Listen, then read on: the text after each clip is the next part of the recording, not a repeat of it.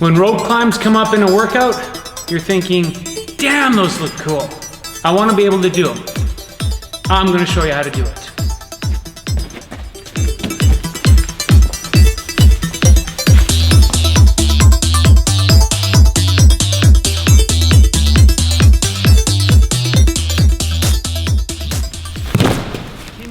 It can be easy, depending on your technique and your strength and being calm while doing it.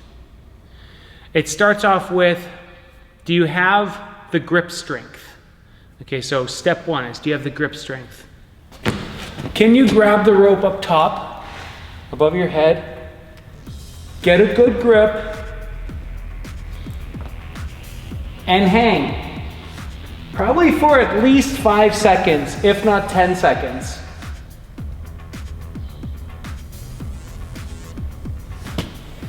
Okay? If you have that strength, then if you get stuck up top there, working your feet, trying to get the rope kind of locked onto your feet, this is where the calm part comes in. You have the strength, you are able to hold yourself up, and you don't have to stress out over trying to figure out what your feet are doing. You will not fall. Building up to get that grip strength is all about just practice. Holding on to something, hanging off of the rope, hanging off of a pull-up bar. Grip work, right? Wringing out towels and stuff like that in order to get the forearms strong enough, your hands strong enough to be able to squeeze this and then hang.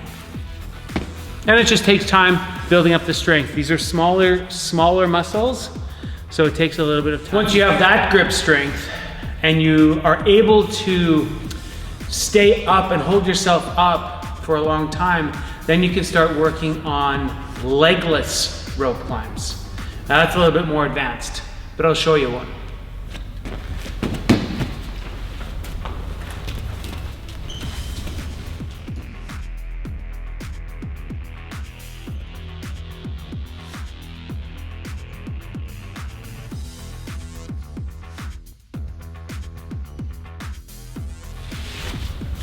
Thinking about rope climbs, or you're looking at someone doing them, you're thinking, man, their pulling strength is very strong with their arms. But I want you to have a reverse thought when you do them. I want you to think about it more as a squat versus a pull with your arms. So we need to lock our legs in the rope, and then as we get locked, we stand. The arms are just there as kind of like a backup to help us go up and to help us keep us from falling. Now I brought these two shoes here as a demo of what the J-hook kind of shoe lock system is supposed to look like. Training shoes, CrossFit shoes have this little rough part on the inside of them, and you'll see that when buying shoes. It's this bit.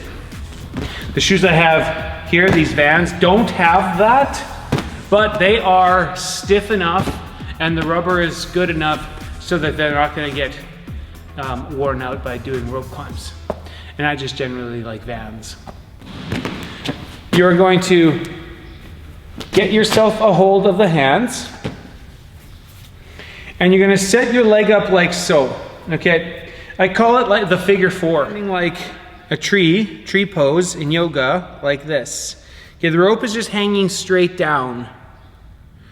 I want you to think about it this way: inside the knee, outside the foot. Okay, inside the knee, outside the foot. Okay, inside the knee, outside the foot. Okay, inside the knee, outside the foot.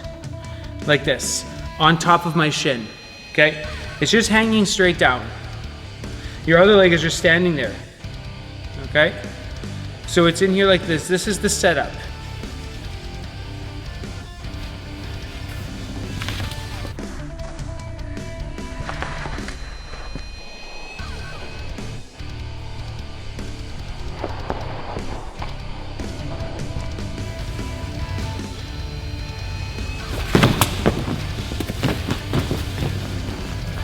Now what happened is, so this shoe is up here like this, that one is down, because inside the knee, outside the foot, right? So we jump up, this leg rises, this one here comes up, pulls the rope around the shoe like this, right?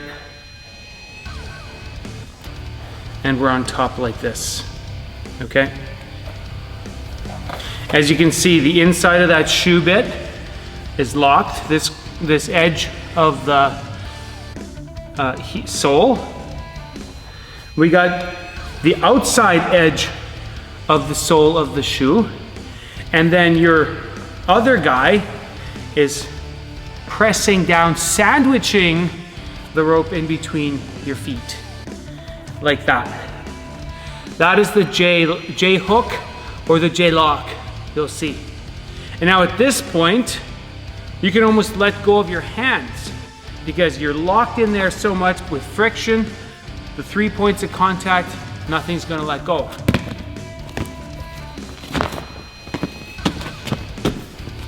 Inside the knee, outside the foot. Bring it around, stomp. And now I can just sit here. Hands are pretty loose. Okay? And then at that point, you wanna stand.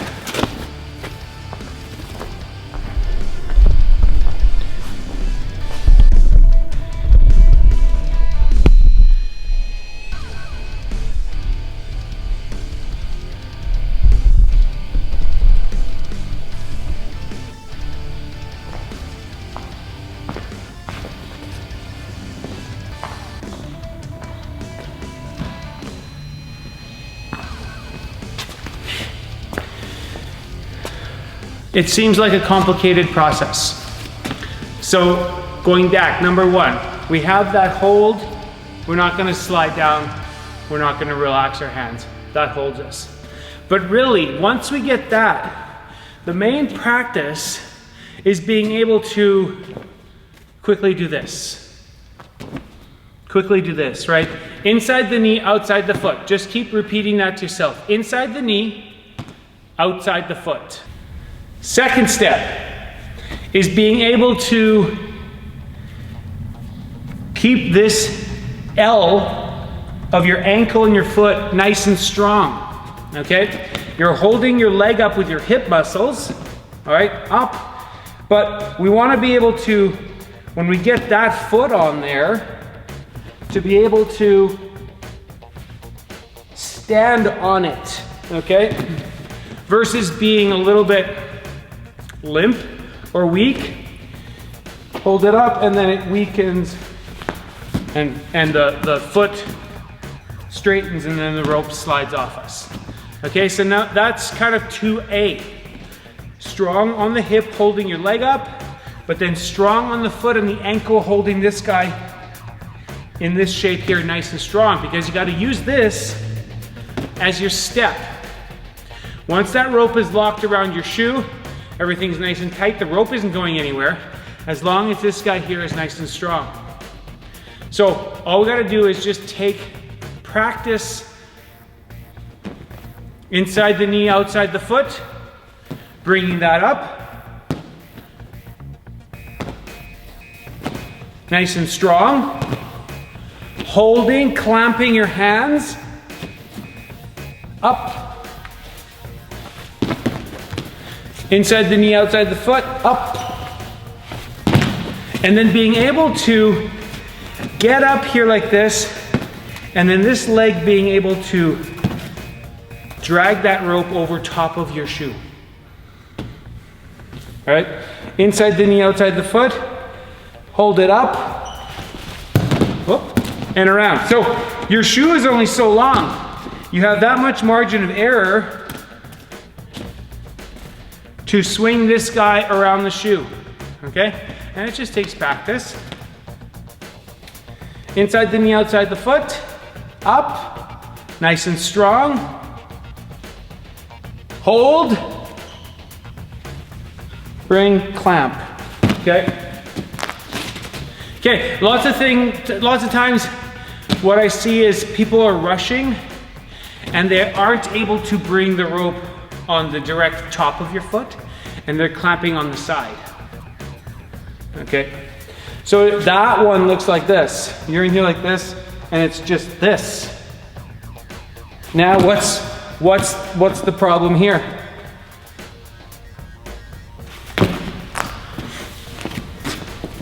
The shoe, at this point, the shoe is only clamped by 2 points, okay? And now, not only are you not, like when you're in here like this, you're nice and strong. Everything is sandwiched and tight. 2 points of contact versus 3, that top one. When you're in here like this and you have your other shoe on there standing on your foot, you're nice and strong and this is easy to stand from. If you have yourself clamping these two together, it's hard, your muscles will fatigue trying to clamp the rope tight. Your best to practice this to get that rope on, to get the foot to wrap the rope on top of your other shoe. Now we're able to get our foot locked off the ground and make our way up. Maybe the hardest thing to do is to do your second leg lock and then feel calm as we go up and trying not to stress out if our legs get kind of messed up in the rope.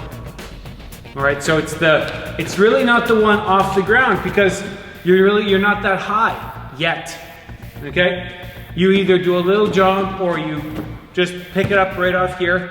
But then when we get up, figuring out what to do up top here is the most important, okay? And not panicking. So we got our first one. We clamp, we stand, we kind of move our way up. Now at this point, I want you to be able to let the rope loose, bring your leg back up, and then bring the rope on top of the foot, okay? It is very important to let this fall down. Inside the knee, outside the foot, bring your hip up, bring your leg up. Nice strong foot and ankle. Bring that rope around, clamped on top, stand to go up.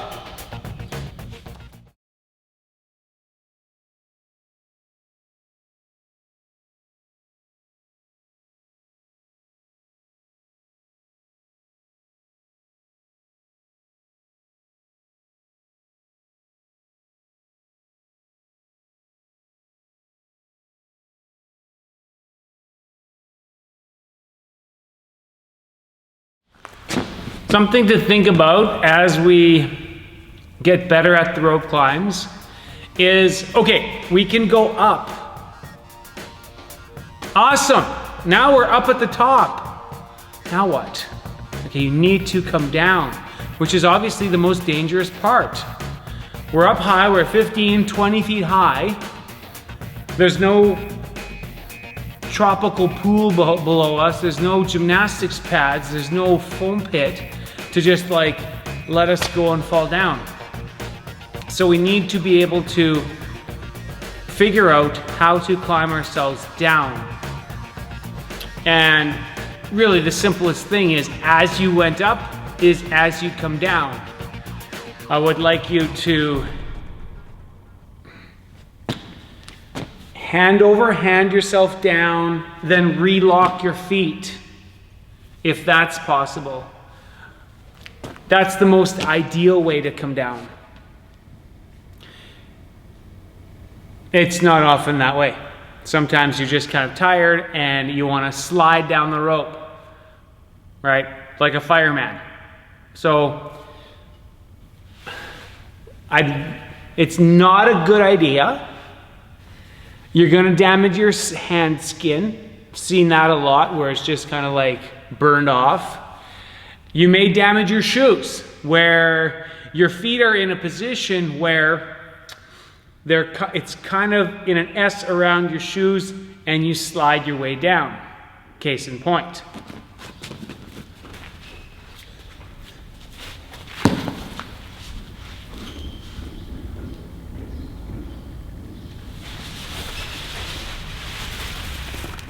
That might and most likely will happen.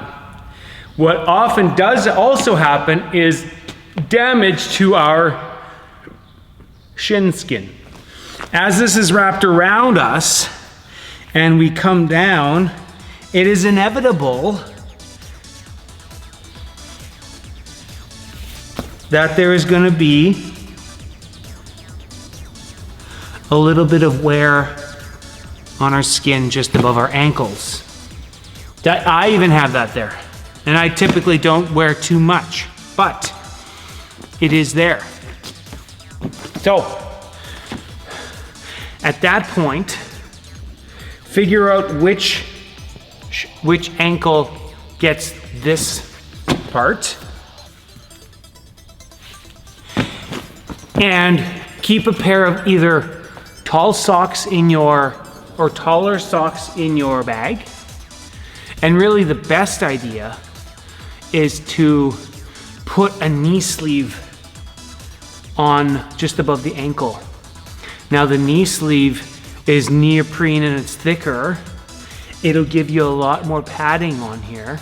That is by far the best. And I even double fold down the knee sleeve over top, just in case. So here's the knee sleeve over top of to protect my skin. Okay, right? So inside the knee, outside the foot. Usually it's scraping my skin there. Here we use this guy. And really, like I said, I like double, pull this guy down as much as you can. Double it. And now what's gonna happen? You got a nice smooth protection there.